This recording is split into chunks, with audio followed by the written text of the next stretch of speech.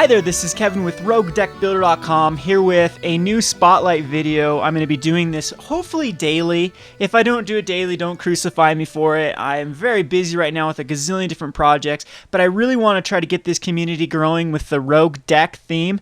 This isn't all about me. I do call myself the rogue deck builder, but my main goal is to achieve a community of Johnnies. And what I mean by Johnnies is, if you haven't read the article written by one of Magic's game designers, I can't remember his name, Mark R. Anyway, I'll have to find it and link it. I'm going to be talking more extensively about this on another video because, as you may know, I am obsessed with personality theory. I went to school for psychology, got an associate's degree in psychology, and one of my main focuses was on personality theory. So I really like to understand what makes people tick and the different personality types and what we're attracted to and what makes us function as a person. So anyway, I was really excited when I read this article because it does explain the three demographics of Magic players, kind of the three target audiences that they keep in mind when creating cards and sets, and they really want to appease all of these different type of players.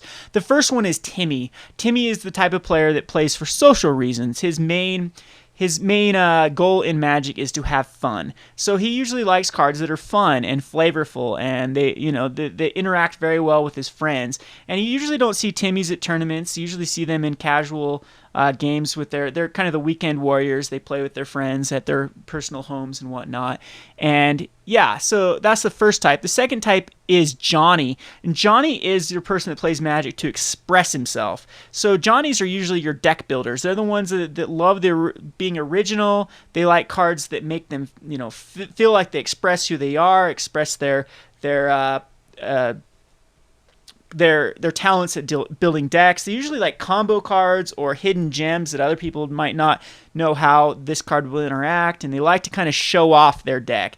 Authenticity and originality is very important to the Johnny, and that's kind of the personality type that I identify most with, other than I am a bit of a Spike. And Spike is your competitive player. His number one goal for Magic is competition and winning, and so Spike likes to go to the tournament scenes, likes to read up on the best decks, likes to study the format and find the absolute best way to pummel his opponents with. And you'll mainly see the Spikes at tournament level of play.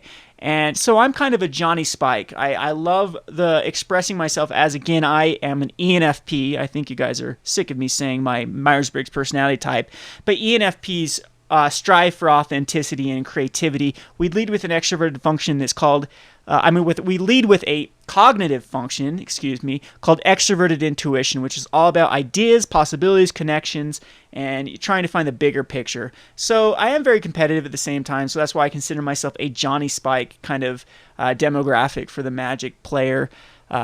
Personally. So anyway, I'm trying to set up a community that is more Johnny Spike oriented. There really isn't many of us. I mean, I guess celebrity wise, you could say that like Conley Woods or Travis Wu or even Brian Kibler. I think Brian Kibler would kind of be a Johnny Spike as well.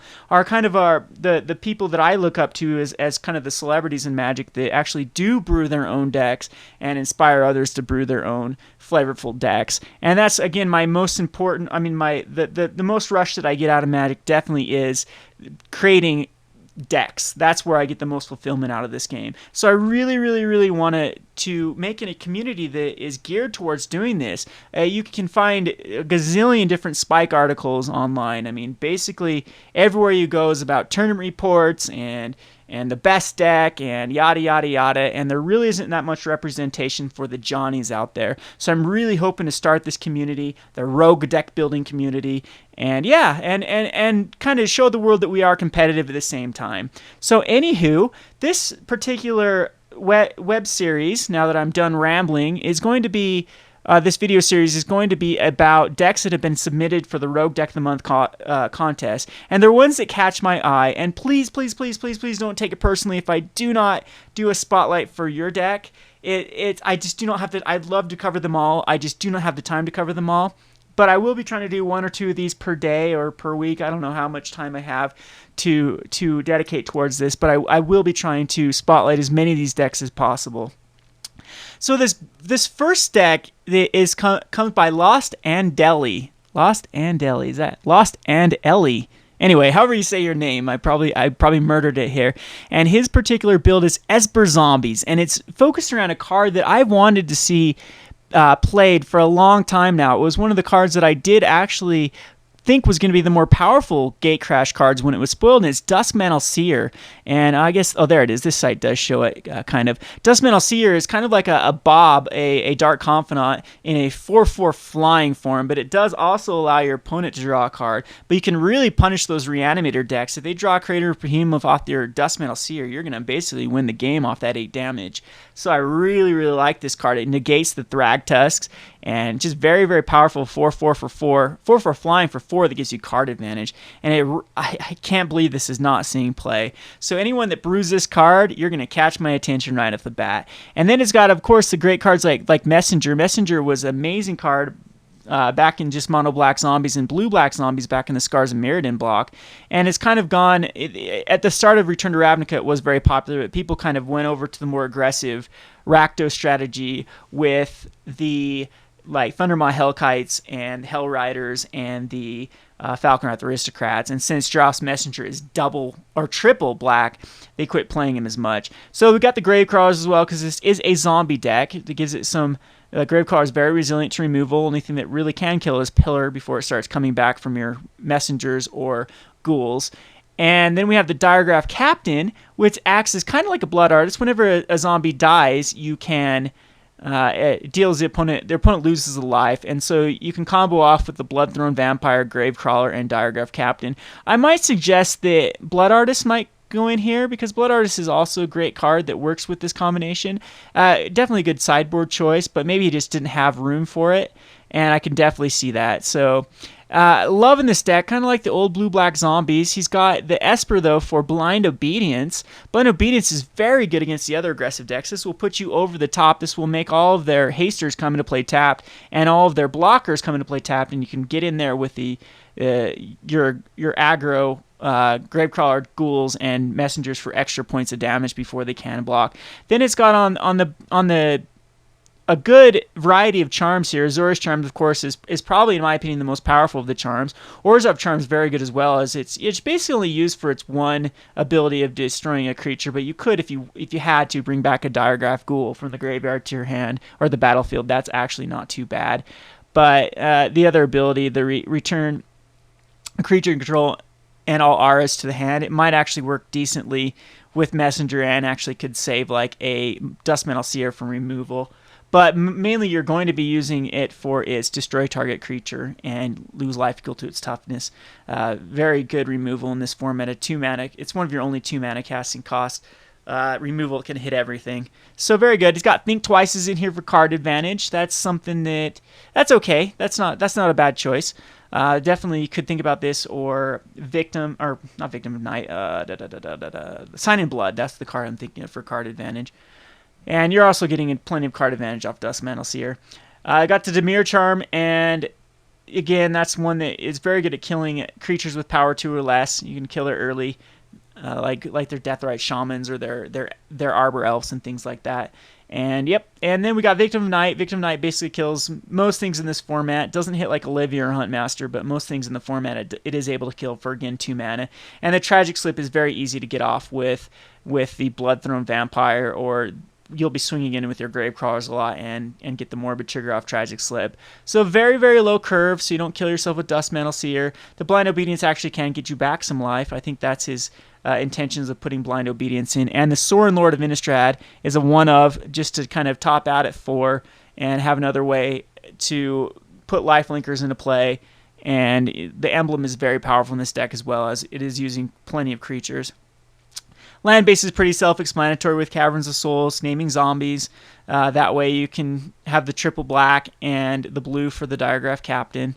I mean, if you have to, you could name Vampire as well and have the black for the Bloodthrone Vampire and the blue for the Duskmantle Seer.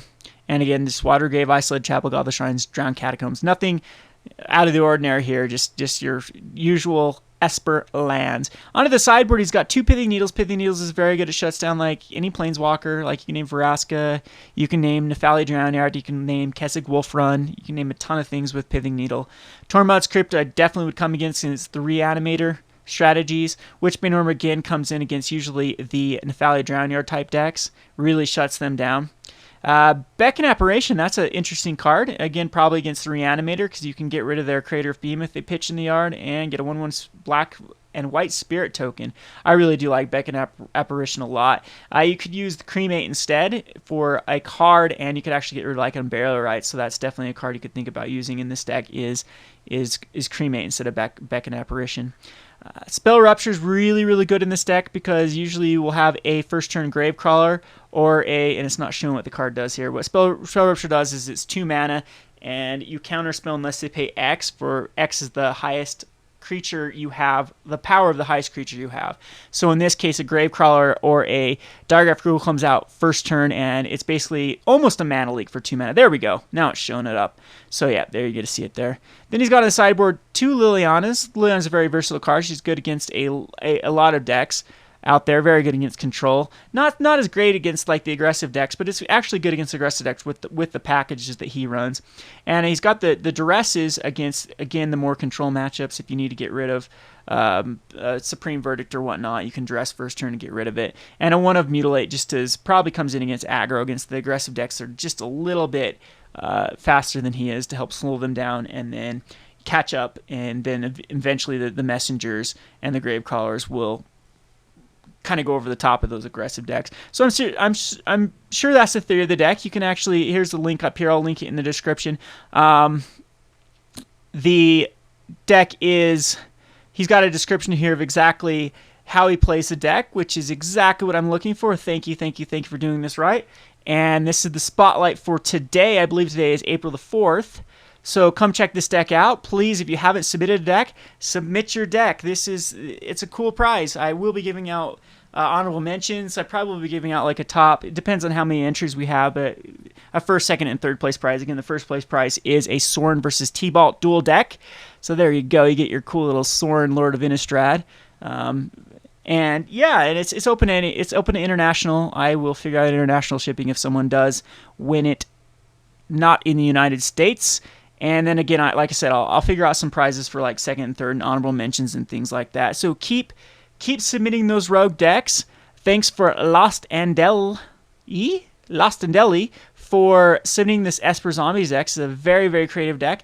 And yeah, I'm looking forward to seeing those rogue decks. Please come check us out on Reddit. It's /rogue deck builder on Reddit, or on Facebook /rogue deck builder, of course. If you haven't joined our Facebook page, please do so. We talk a lot about the various rogue decks, and I also spoil some cards when I receive them and talk about financial advice when I do the financial videos. So anyway, once again, this is Kevin from roguedeckbuilder.com spotlighting Esper Zombies by lostandeli. Thanks for watching.